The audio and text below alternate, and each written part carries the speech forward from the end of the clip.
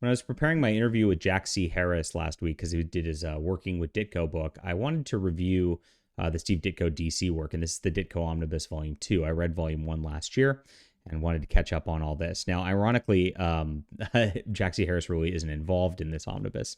This omnibus collects a bunch of his DC work, and again, not all of it. DC Fantagraphics really didn't do the best jobs in these, like in completing everything. Like they could have done another volume, which is some other work that he did in here, but they got most of it. And so here it is.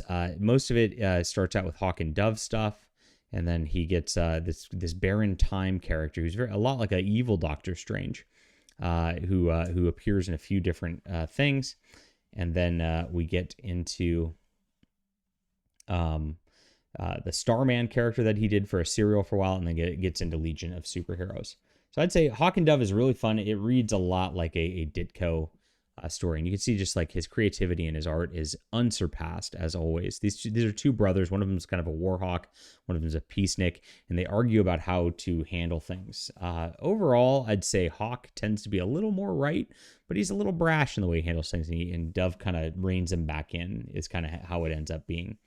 But you get into these like kind of political back and forths with the two characters, which are very Ditko-esque for this time period, and it's really good stuff overall. Beautiful work on the creativity here. Now, once it gets into the Baron time, which he actually crosses with a couple characters, including Man-Bat.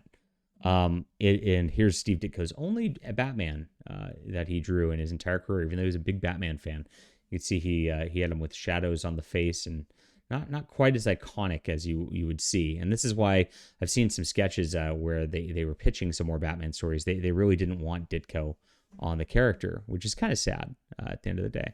But this Baron von Time eventually gets stuck like halfway in another dimension. And look at just like the craziness of this character design right here.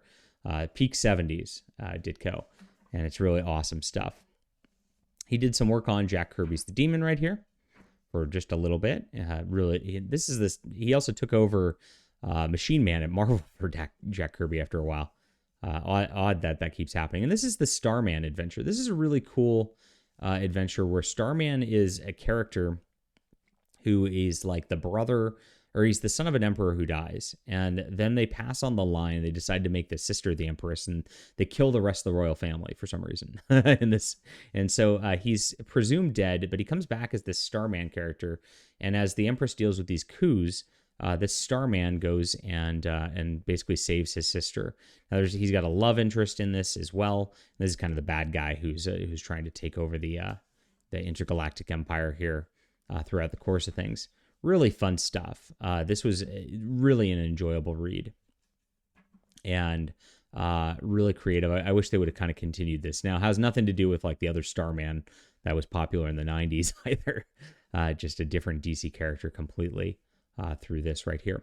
And at the end of the book, it's Steve Ditko's all of his work on the Legion of Superheroes, which he did a few issues for Superboy and the Legion of Superheroes, and then a run for a while on this, which is just some really delightful stuff. This entire era of Legion of Superheroes is collected into different hardcovers as well, and I actually recommend reading it that way through those volumes because they really build up such a nice story through this Legion of Superheroes work. But Ditko did a lot of issues of this, as you can see, and even though it's Superboy, this is kind of his Superman take a little bit.